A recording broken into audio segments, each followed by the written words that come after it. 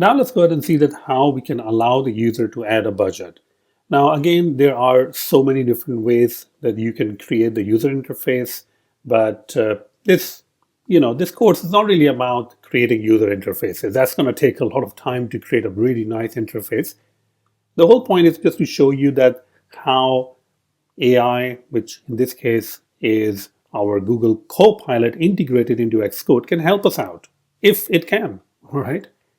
So let's go ahead and create this. What I'm going to do is I'm just going to write it right here, and I'm going to see that if it can create a form to add a budget. Yeah, that sounds about right. Let's see if it can actually create a form. Well, again, you can see it's providing a navigation link for some reason. Well, I'm just going to go ahead and get started with a form, and it doesn't really understand what I'm trying to do at this point. So I'll go ahead and create a field. Okay, name, that's fine. And limit. Okay, now it understands. You can see on line number 16, it understands what I'm trying to do. And maybe it will understand now that what I'm trying to do over here. Yeah, there we go, budget name. And text field for the limit. That is pretty good, very nice. There we go. So we have the form. Now, when you create a form inside a list, that is not really going to work out as expected.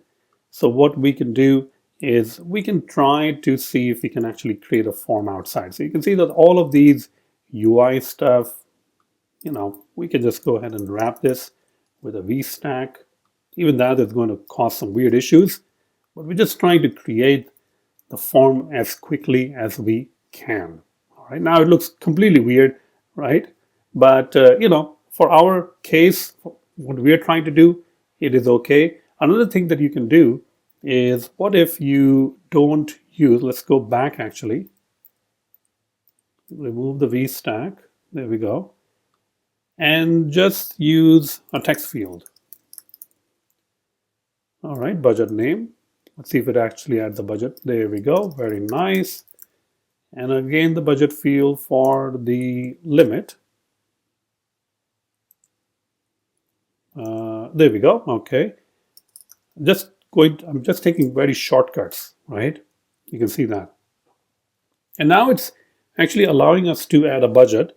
It's trying to write all these lines. There we go. So we created the budget. We didn't really write anything to it. We are injecting the model container to the preview container. This means that we can use it through the environment.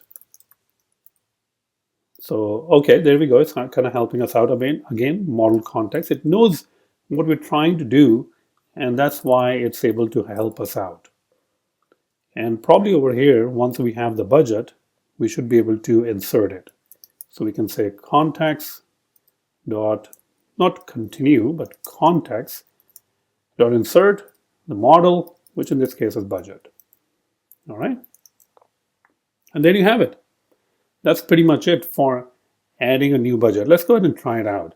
So if I go over here in the budget name and I will say travel, and I will say the budget limit is, let's say, 500. And there we go. It's actually added travel.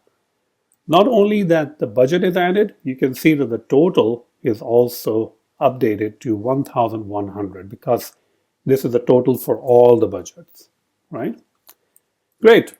Now in the next lecture, we will see that how we can go to a separate screen and then allow the user to add expenses to a particular budget.